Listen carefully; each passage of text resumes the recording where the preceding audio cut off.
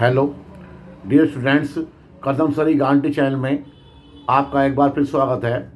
मैं आज आपके लिए क्लास 12 सब्जेक्ट ज्योग्राफी, जिसका कोड 029 है, उसकी बुक सेकंड भारत लोक और अर्थव्यवस्था का चैप्टर 9 भौगोलिक परिप्रेक्ष्य में चयनित कुछ मुद्दे एवं समस्याएं को लेकर आया हूं, जो बेस है एनसीईआरटी और सीबीएसई।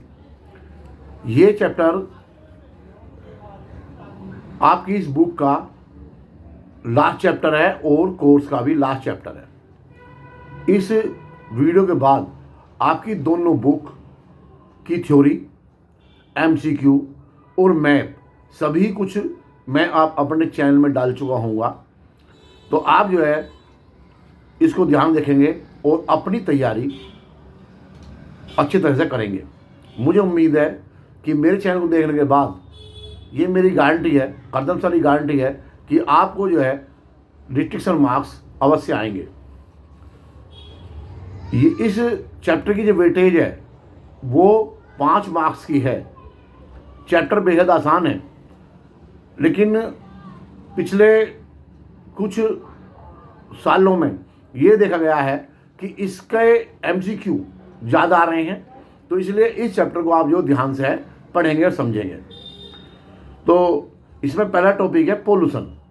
पोल्यूशन को या प्रदूषण को समझने के लिए देखो, आपको एक जनरल डेफिनेशन तैयार करनी है जो आपके प्रत्येक प्रकार का पोल्यूशन, चाहे वो वायु प्रदूषण आए, चाहे जल प्रदूषण आए, चाहे कोई और प्रदूषण आए, उसके बारे में आप आराम से उसको लिख सकते हैं। तो उसमें जैसे एक तो जो भी प्रदूषण होगा तो उसमें आप ये समझ लो कि उसमें एक शब्द होगा प्रदूषक या पोल्यूटेंट्स, क्योंकि जो हमारा पदार्थ है, हमारा तत्व है, चाहे वायु हो, चाहे जल हो, चाहे भूमि हो, चाहे ध्वनि हो, उसमें कोई ना कोई पोल्यूटेंट मिले हुए, कोई ना कोई अनवांटेड मटेरियल्स मिला हुआ, अनवांटेड प्रोडक्ट्स मिले हुए, जिससे कि उसकी जो क्वालिटी है, क्वांटिटी कम हो गई है या जो है वो खराब हो गई है। तो जो पदार्थ उसमें मिले हुए हैं उन्हें कहेंगे अनवांटेड प्रोडक्ट्स या मटेरियल्स। जब किसी पदार्थ में वे तत्व उपस्थित हों या मिल जाएं, अनवांटेड प्रोडक्ट्स या मटेरियल या प्रदूषक, तो वह वस्तु क्या कहलाएगी? प्रदूषित कहलाएगी, पोल्यूटेड कहलाएगी। तो यानी कि यह प्रदूषण कहलाएगा अगर कोई पदार्थ उसमें मिल जाएगा, ठीक है। वह तत्व या पदार्थ प्रदूषित तत्व कहलाएगा या पदार्थ कहलाएगा। और जो चीज़ खराब हुई है, जो चीज़ तत्व खराब हुआ है, तो वो कहलाएगा प्रदूषित। जैसे मैं अब जल प्रदूषण के बारे में बात कर रहा हूँ, वाटर पोल्यूशन के बारे में। इसमें हालांकि आपकी टेबल दी हुई है बुक में, उसको आप देख लेंगे। जैसे जल प्रदूषण, सभी पोल्यूशन के बारे में दी हुई है, आप जो देखें। जल प्रदूषण काफ़ी इंपॉर्टेंट भी है। वाटर पोल्यूशन, अब जो है जैसे अब इसकी परिभाषा में क्या लिखेंगे? जब जल में प्रदूषित पदार्थ मिलकर उसकी गुणवत्ता को कम कर दें या डिग्रेड कर दें, तो यह क्या कहलाएगा? जल प्रदूषण कहलाएगा। अब जल में कौन कौन से प्रदूषित पदार्थ होते हैं? ये चमड़ा है, चमड़ा उद्योग से जो मतलब मेटेरियल निकलता है, लुगदी है, लुगदी उद्योग है, कागज उद्योग है, वस्त्र उद्योग है, रसायन उद्योग है, या मृत पशु है, कूड़ा है, कचरा है, धूल है, कीटनाशक है, नाभिकीय ऊर्जा संयंत्र है। इस तरह के जो पदार्थ हैं ये उसमें मिल जाते हैं, तो जो जल है वो प्रदूषित हो जाएगा और ये पदार्थ प्रदूषक कहलाएंगे या पोल्यूटेंट कहलाएंगे।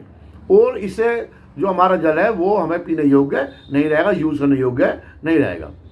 तो इसमें कई प्रकार के स्रोत से ये जल प्रदूषित हो सकता है। जैसे प्राकृतिक स्रोत है पहला, जैसे अपरदन है, यानी चट्टानों या पृथ्वी का कटाव होना, उससे भी जल प्रदूषित हो जाता है। भूस्खलन है, इसमें चट्टानें नीचे चली जाएंगी और जो उसके ऊपर कूड़ा कचरा है वो सब भूमि जल में मिल जाएगा, चला जाएगा। धूल है, आंधी है, तूफान है, तो इस तरह के जो प्राकृतिक स्रोत हैं इनसे भी जल प्रदूषित हो जाता है। दूसरा हमारा मानवीय स्रोत है। मानव स्रोत में जैसे हमारी फैक्ट्री का कचरा है, औद्योगिक कचरा, अपशिष्ट पदार्थ, नदियों में कचरा बहाना है, या कीटनाशक है, नाभिकीय ऊर्जा संयंत्र है, पशुओं को नहलाना है, या केमिकल और अदर फैक्ट्री हैं, या लेदर इंडस्ट्री है इत्यादि। ये जो हमारे मानवीय स्रोत में आते हैं जो हमारा जल प्रदूषित करते हैं। धार्मिक स्रोत भी हैं हमारे, जो तीर्थ यात्राएं हैं, मेले हैं, पर्यटन है, या शव जलाना है, बहाना है, या केमिकल वाली जिप्सम वाली मूर्तियों को उसमें बहाना है, तो ये सारे जो है धार्मिक स्रोत हैं, क्योंकि हमारे यहाँ धार्मिक कारणों के की वजह से भी जो है जल प्रदूषित होता है। तो अब इसमें अगर हम कारण आता है पेपर में कि जल प्रदूषण कारण बताइए, तो कई बार आता है कि जल प्रदूषण क्या है, उसके स्रोत कौन कौन से हैं, उसे कारण बताइए। तो कारण जो है जैसे नंबर 1, बढ़ती जनसंख्या, औद्योगिकरण और सांस्कृतिक गतिविधियों से जल प्रदूषित होता है।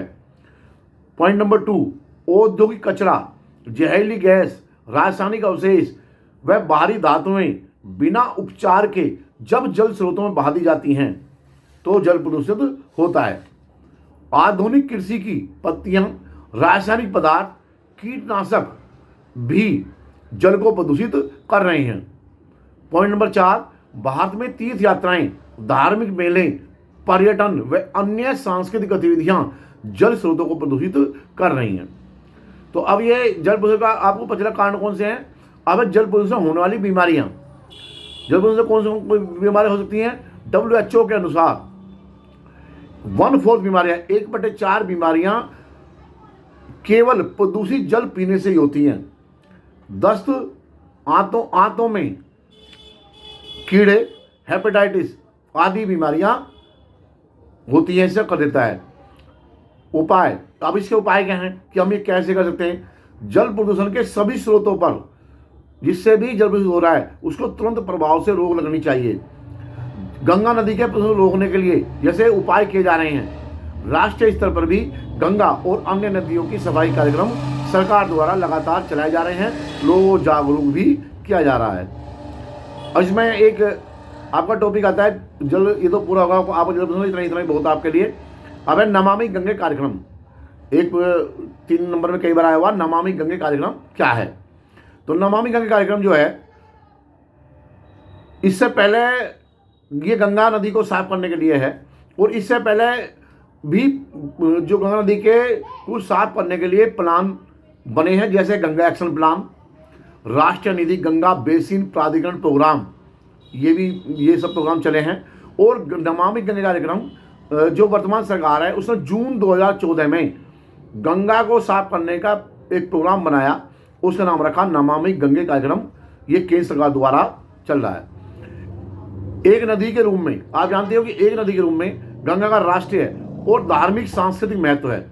इसलिए गंगा नदी के प्रदूषण को कंट्रोल करने का और बिल्कुल गंगा नदी का पानी स्वच्छ और निर्मल बनना अति आवश्यक है।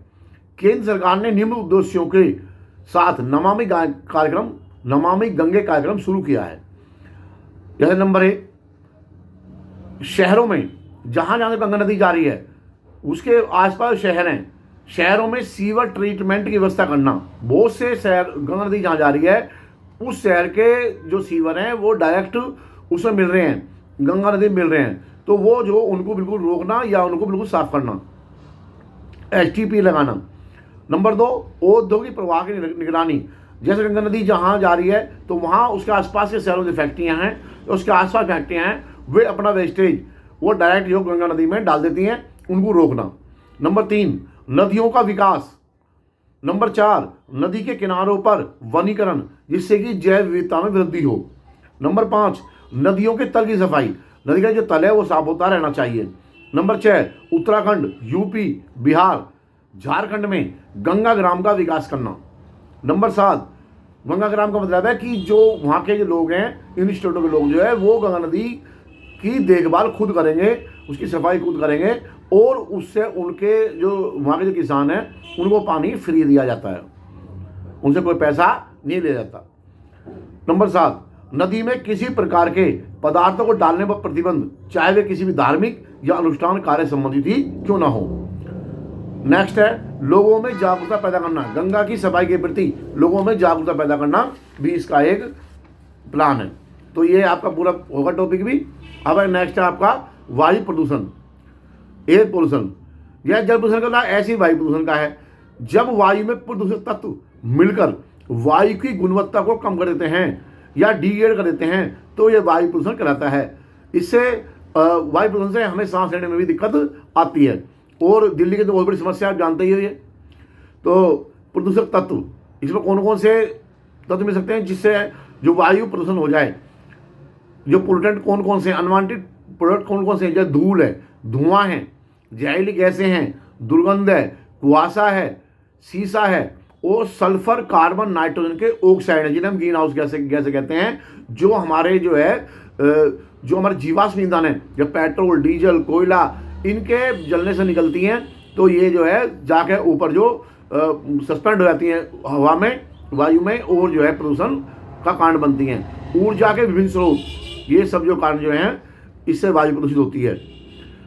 प्रदूषण के स्रोत, अब आता टॉपिक है प्रदूषण स्रोत, इसमें हेडिंग कोयले, पेट्रोलियम पदार्थ या डीजल, पेट्रोल, औद्योगिक कार्य होना, ठोस कचरा निपटान, जलमल निपटान और निर्माण कार्य, ये सारे जो हैं इनके कारण से प्रदूषण, वायु प्रदूषण होता है।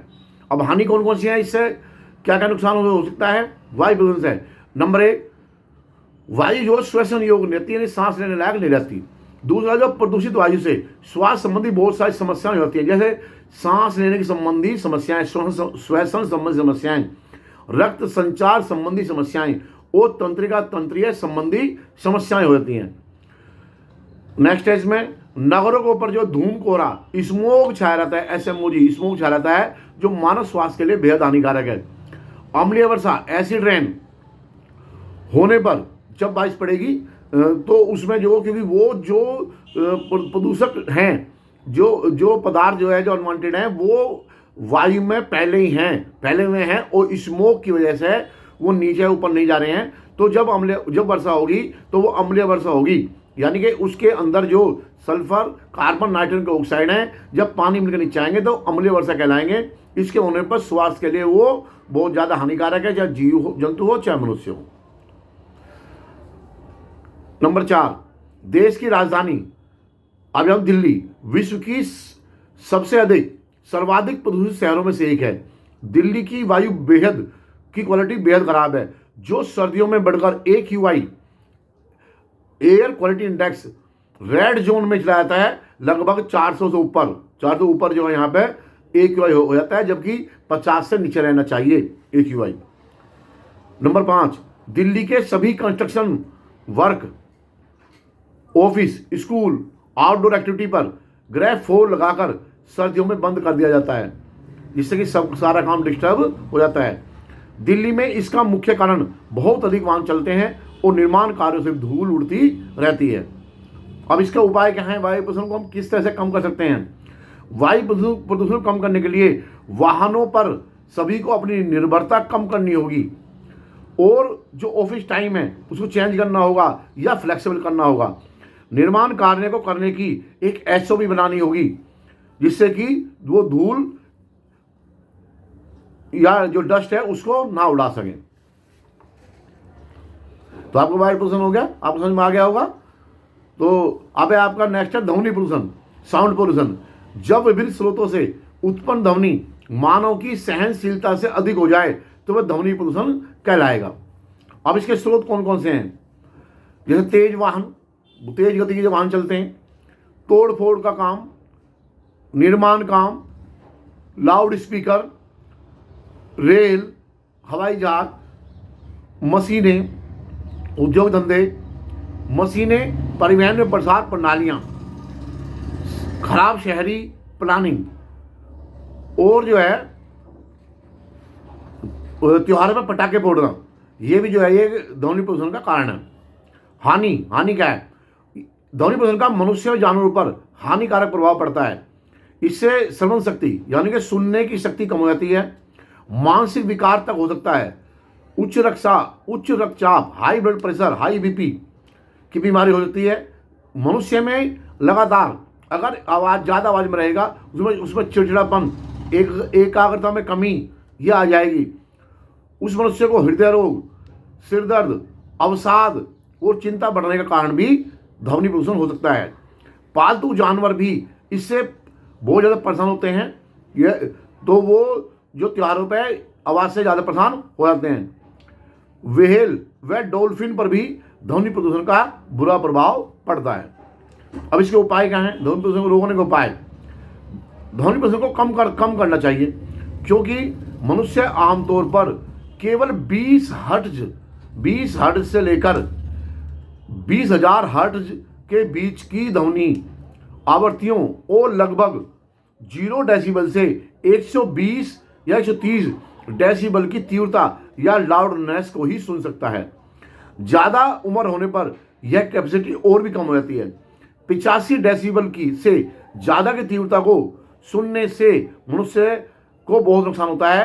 85 डेसिबल ज़्यादा की जो तीव्रता या तेज आवाज़ को सुनना मनुष्य के लिए बेहद हानिकारक है।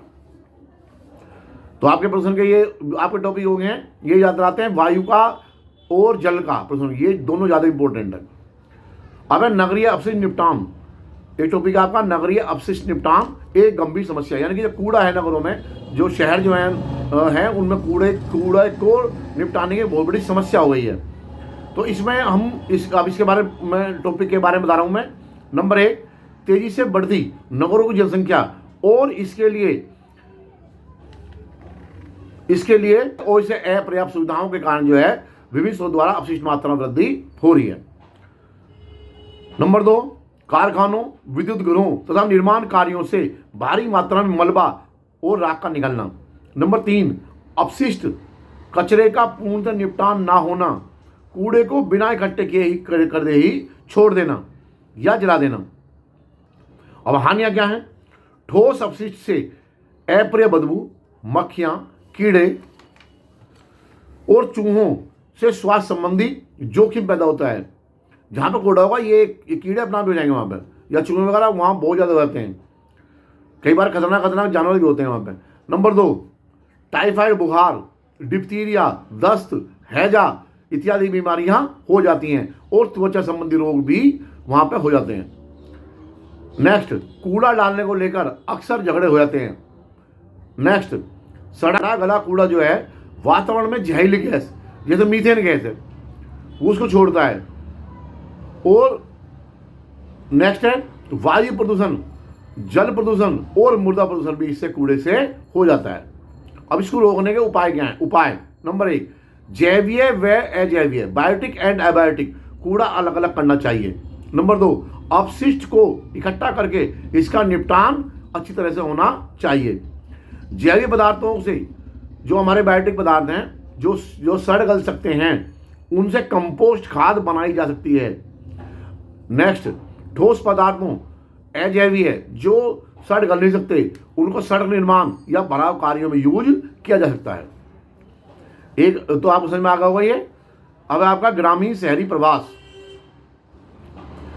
ग्रामीण लोग जो है रोजगार या काम की तलाश में अच्छी शहरी सुविधाएं, शिक्षा व स्वास्थ्य की बेहतर सुविधाएं आदि के कारण शहरों में चले आते हैं और शहरी आकर्षण भी इसका एक मुख्य कारण है। इसके अलावा गांव में गरीब व भूमिहीन लोगों के साथ सामाजिक भेदभाव, जातीय भेदभाव भी इन लोगों को गांवों से शहर की ओर पलायन करने को मजबूर करता है। तो ये गांव से शहर की तरफ प्रवास होता है। तो ये जो है भाई इतना ही इसमें काफ़ी है। आप इससे पहले बुक में पढ़ चुके हो तो बस खाली बता दिया है।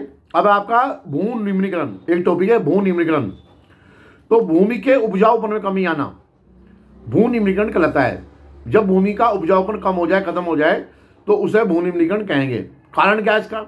जैसे मृदा अपरदन, लवणता यानी कि ज़्यादा पानी देना, भू क्षारता ज़्यादा उर्वरक देना, या व्यापारिक फसलों का ज़्यादा बोना बार बार, प्रदूषित जल सिंचाई करना, अम्लीय वर्षा होना, चिमनियों को धुआं, प्लास्टिक, कांच आदि का मृदा मिल जाना, या वृक्षारोपण कम होना।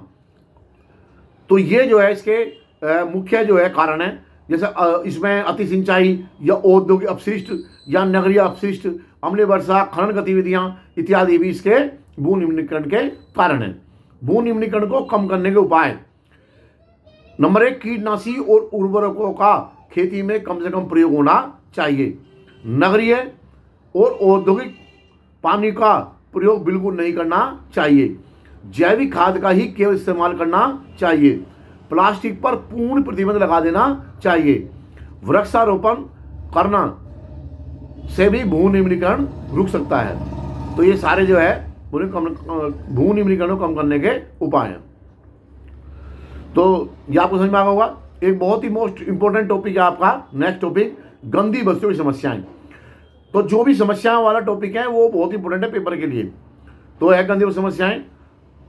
जो लोग गांवों से आकर शहरों में ऊंचे किराए व जमीन की महंगी कीमत ना दे पाने कारण शहर की परिधि के चारों ओर या शहर के अंदर गंदी जगहों पर रहते हैं या सगाई जगहों पर रहते हैं, तो वे जो है उससे गंदी बस्तियां बस जाती हैं। इन बस्तियों में रहने वाले लोग ग्रामीण और पिछड़े इलाकों से आते हैं और ज्यादातर सब गरीब होते हैं। इनके मकान यहाँ झुग्गी झोंपड़ी और टूटे फूटे बिल्कुल बेकार होते हैं। ये बस्तियां रेलवे लाइन, सड़क, पार्क के साथ साथ गंदे नालों के आसपास या अन्य खाली सरकारी भूमि पर अवैध कब्जा करके बनाई जाती हैं। ये नेक्स्ट पॉइंट है इसका, खुली हवा, स्वच्छ पेयजल, शौच सुविधाएं व प्रकाश और अन्य जो मूलभूत सुविधाएं हैं वो भी यहाँ पर नहीं होती हैं, इनका अभाव होता है। यहाँ के रास्ते बहुत बेकार और बेतरतीब होते हैं। यहाँ के लोग कम वेतन और मजदूरी करते हैं, जिससे इनका इनकम लेवल भी लो होता है और इनका जो लिविंग स्टैंडर्ड भी बहुत बेहद लो होता है। यहाँ के बच्चे मोस्टली अशिक्षित होते हैं। कुपोषण से यहाँ पे बीमारियां होती हैं। जो गरीब होते हैं तो खाना भी इन्हें कम ही मिल पाता है। गरीबी के कारण ये ज़्यादातर उदासीन होते हैं और नशा और अपराध में लग जाते हैं। चिकित्सा सुविधाओं का यहाँ पे बेहद अभाव होता है। इनको सरकार ने स्वच्छ भारत मिशन के तहत भारत सरकार ने इन बस्तियों की गुणवत्ता में सुधार लाने का प्रयास किया है और प्रयास किया जा रहा है। अब ये तो पार्ट आप खत्म होगा, लेकिन इसमें आपके पार्ट में 4 केस स्टडी भी हैं, जिनसे कई बार सवाल आते हैं या सेक्शन बी में भी आ जाता है और कई बार जो है वो कई बार सेक्शन सी में 3 नंबर का आ जाता है और कई बार जो है जो मैंने पहले बताया था शुरू में ही वीडियो में कि इसमें MCQ से भी सवाल आजकल पूछे जा रहे हैं। तो आप जो है इसमें केस स्टडी के बारे में आप भी पढ़ लेना, लेकिन मैं चारों का थोड़ा ब्रीफ केस स्टडी का बता देता हूँ आपको। एक पहली केस स्टडी आपके बुक में है, इस पार्ट में दोराला वाली। दोराला के पॉइंट है, मेरठ के नज़दीक है दोराला। नंबर 2, पारिस्थितिक पुनर्भरण, यानी कि इकोसिस्टम को दोबारा सही करना, उसको बैलेंस करना और मानव स्वास्थ्य की सुरक्षा हेतु यहाँ पर उपाय किए गए जो कि अनुकरणीय व सराहनीय हैं, यानी कि बहुत बढ़िया काम किया गया यहाँ पर। नंबर 3, मेरठ के NGO के कार्य करने से यहाँ 3 साल बाद सुखद परिणाम आए। इसका साथ जो मेरठ का NGO था, इसका साथ जो फैक्ट्री मालिकों और गवर्नमेंट ऑफिसर्स और स्थानीय लोग, जिनकी संख्या लगभग 12,000 थी यहाँ के लोग, उन्होंने भी दिया। पॉइंट नंबर 4, 2003 में दोराला में भूजल, जो जमीन का जल था, भूमि जल, वो भारी धातुओं से प्रदूषित हो गया था, संदूषित हो गया था, बेकार हो गया था, क्योंकि फैक्ट्रियों का जो आसपास फैक्ट्रियां हैं उनका अनुपचारित या अनट्रीटेड अपशिष्ट जल भूजल में मिक्स हो गया था। अब उस पानी को यूज करने से गांव के निवासियों को गंभीर स्वास्थ्य संबंधी समस्याएं हो रही थी। गांव में अब एनजीओ क्या गया, गांव में ओवरहेड टैंक, ऊपरली टंकी बनाई गई और बाद में उसकी क्षमता भी बढ़ाई गई और पानी के पीने की 900 मीटर लंबी पाइपलाइन बिछाकर स्वच्छ जल गांव के लोगों को घर घर पहुंचाया गया। गांव के गाद भरे तालाब को साफ करके उसमें स्वच्छ जल, साफ पानी भरा गया। जगह जगह वर्षा जल संग्रहण संरचनाएं बनाई गई, जिससे उन संरचनाओं में जब मानसून में पानी भर गया तो उसके बाद जो भूजल के प्रदूषण में भारी कमी आ गई और धीरे धीरे भूजल प्रदूषण जो था वो धीरे धीरे समाप्त हो गया। साथ में वहाँ पे 1000 पेड़ लगाए और जिससे पर्यावरण को साफ स्वच्छ बनाया गया, जिससे यहाँ का इकोसिस्टम बहुत ही बढ़िया, बेस्ट हो गया, सर्वोत्तम हो गया। तो ये दोराला केस स्टडी है, ये मैंने आपको बता दिया। अब है केस स्टडी दूसरी वाली, केस नंबर 2, ये ग्रामीण शहरी प्रवास पर है। इसमें एक व्यक्ति रमेश या महेश, जो भी लिख रहा हो आपके नाम में या पेपर में आए, कॉन्टैक्ट पर तलचर, उड़ीसा का एक कोयला क्षेत्र है, वहां पे 2 साल से वेल्डर काम करता है। अपने काम के सिलसिले में वह सूरत, मुंबई, गांधीनगर, भरूच, जामनगर इत्यादि शहरों में जाता रहता है। नंबर 4, वह अपने गांव में माता पिता और पत्नी के पास 20,000 रुपये भेजता है, जिससे उसके परिवार के स्वास्थ्य की और बच्चों की पढ़ाई लिखाई और देखभाल हो जाती है। वो कुछ पैसे कृषि, जमीन, घर निर्माण कार्य पर भी खर्च करता है। नंबर 5, इससे रमेश का परिवार सुखी जीवन जी रहा है, लेकिन रमेश जो है बाहर रहा है। अब नेक्स्ट पॉइंट इसमें, 15 साल पहले उसके परिवार की हालत बहुत दयनीय थी। उसके 3 भाई और उसका परिवार केवल 3 एकड़ भूमि पर ही निर्भर थे। परिवार पर बहुत कर्ज था। रमेश को खुद अपनी पढ़ाई 9th में ही छोड़नी पड़ी। रमेश की शादी के बाद घर के हालात और खराब हो गए। फिर नेक्स्ट पॉइंट है, वह अपने दोस्तों के साथ रमेश लुधियाना 1988 में एक ऊन फैक्ट्री में काम करने 20 रुपये पर डे पर चला गया, जहां उसने 6 महीने काम किया। नेक्स्ट, बाद में लुधियाना का काम छोड़ दिया उनने और उसने वेल्डर काम सीख लिया। नेक्स्ट पॉइंट, उससे परिवार से दूर रहने का बहुत दुख होता था, क्योंकि वह अपनी पत्नी व परिवार के साथ नहीं था। तो लेकिन वो जो है गांव में पैसे भेजता था।